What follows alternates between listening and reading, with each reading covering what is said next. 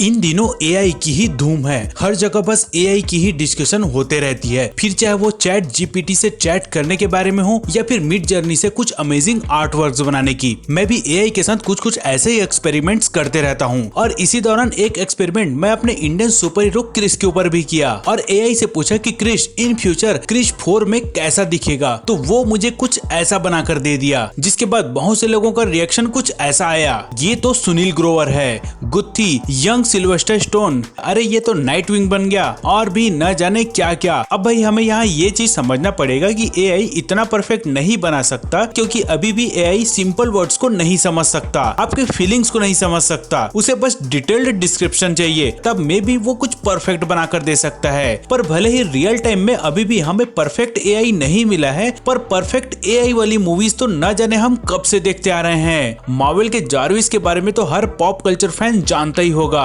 पर आपको जानकर ये हैरानी होगी कि एआई का सबसे पहला कॉन्सेप्ट 1927 में मेट्रोपोलिस नाम की मूवी से शुरू हुआ था, जो कि एक जर्मन मूवी थी। पर उस वक्त ये एक ऐसी मूवी थी जिसके बारे में बस यही सोचा गया था, ये बस एक फिल्म तक ही सीमित रहेगा, ये कभी भी रियलिटी में नहीं बदलेगा। पर समय के साथ साथ ऐसी मूवीज भी फ्रिक्वेंटली बनने लगी और एआई रियल वर्ल्ड में भी एंटर करने लगा। और हाल के दिनों की सिचुएशन देखें तो हम मेट्रोपोलिस के कॉन्सेप्ट से तो कई गुना ज्यादा एडवांस ऑलरेडी हो चुके हैं। एनीवेज फिलहाल आज इस वीडियो में हम एआई के ऊपर डिस्कशन नहीं करेंगे, बट यस इसके ऊपर मैं एक डिटेल में अच्छा सा वीडियो बना रहा हूँ, जो आपको यहाँ नहीं बल्कि मेरे पर्सनल चैनल पर देखने मिलेगा, जिसके लिए सिंपली आप प्रणय खड़तकर या फिर #प्रणय खड़तकर सर्च कर सकते हैं, आपको मिल जाएगा। अगर अब तक आपने उस चैनल को सब्सक्राइब नहीं किया तो अभी कर लो भाई, आई स्वेयर कि वहाँ मैं ही हूँ, मेरा कोई एआई वर्जन नहीं। फिलहाल तो आज की इस वीडियो में हम उन 10 आर्टिफिशियल इंटेलिजेंस की बात करेंगे जो मार्वल की फिल्म, वेब सीरीज और सीरियल में यूज हुए थे। तो बिना किसी देरी के शुरू करते दोस्तों आज का वीडियो। मैं हूं आपका होस्ट प्रणय और आप देख रहे हैं सुपर पॉप कल्चर।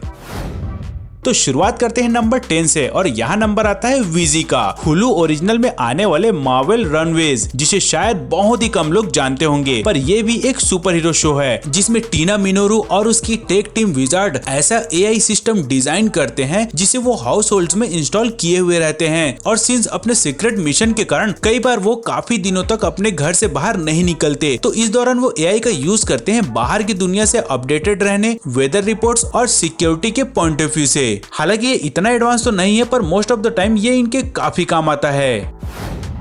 नंबर 9 एर्निम जोला, इस बंदे को तो आप बहुत ही अच्छे से पहचानते होंगे। Captain America the First Avenger का one of the main villain, जो रेड स्कल के साथ हाइड्रा में काम करता था, जो Captain America the Winter Soldier में एक बार फिर से नजर आता है, पर इस बार एक आर्टिफिशियल इंटेलिजेंस के रूप में, क्योंकि जोला ने अपना ब्रेन पूरी तरीके से कंप्यूटर में ट्रांसफर करके एक ऐसा सिस्टम बना दिया था जो किसी का भी फ्यूचर प्रेडिक्ट कर सकता था उसके पास्ट के डेटा के हिसाब से। हालांकि इस फिल्म में जोला का ब्रेन और एआई दोनों शील्ड की मिसाइल के साथ पूरी तरीके से नष्ट हो जाता है।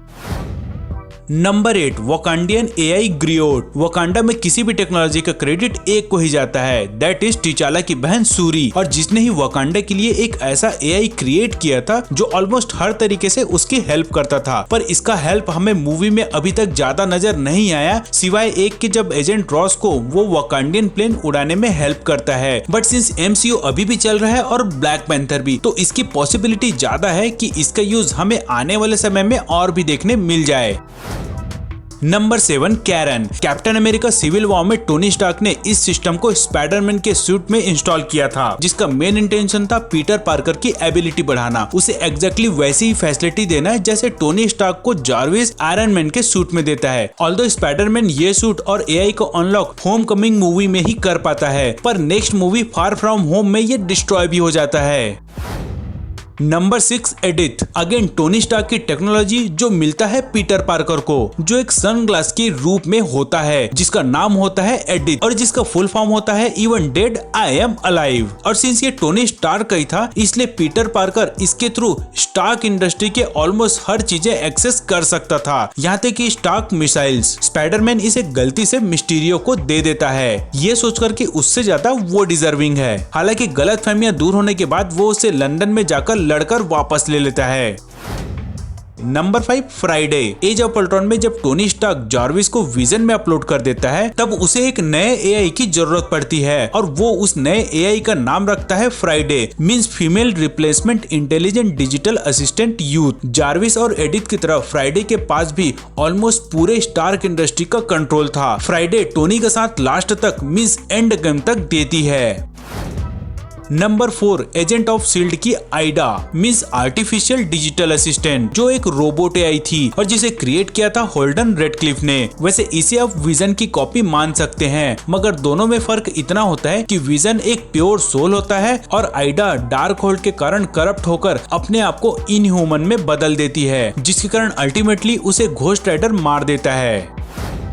नंबर 3 अल्ट्रॉन, मार्वल का सबसे ज्यादा डेंजरस एआई, जिसे वैसे तो खुद टोनी स्टार्क ने बनाया था माइंड स्टोन का यूज करके, और जिसको बनाने का इंटेंशन ये था कि वो एवेंजर्स में शामिल हो जाए और दुनिया को एक स्ट्रॉन्ग प्रोटेक्टर मिल जाए। पर बहुत ही जल्दी ये भी करप्ट हो जाता है और ये ह्यूमंस को ही प्रॉब्लम की जड़ मानने लगता है। फिर जो टोनी इसे एवेंजर्स में शामिल करने का सपना देख रहा था, वही एवेंजर्स इसे रोकते हैं। नंबर 2 आयरन मैन का जार्विस, जिसका वैसे तो फुल फॉर्म है just a rather very intelligent system, मगर एक्चुअल में ये टोनी स्टार्क के फादर के दोस्त के नाम से भी है, जिसका नाम था एडविन जार्विस। वैसे जार्विस का विजन बन जाने के बाद फ्राइडे आयरन मैन के सूट में इंस्टॉल हो गई थी, मगर टोनी स्टार्क और जार्विस का इमोशनली कनेक्शन ठीक वैसे ही था जैसे हॉवर्ड स्टार्क और एडविन जार्विस का था।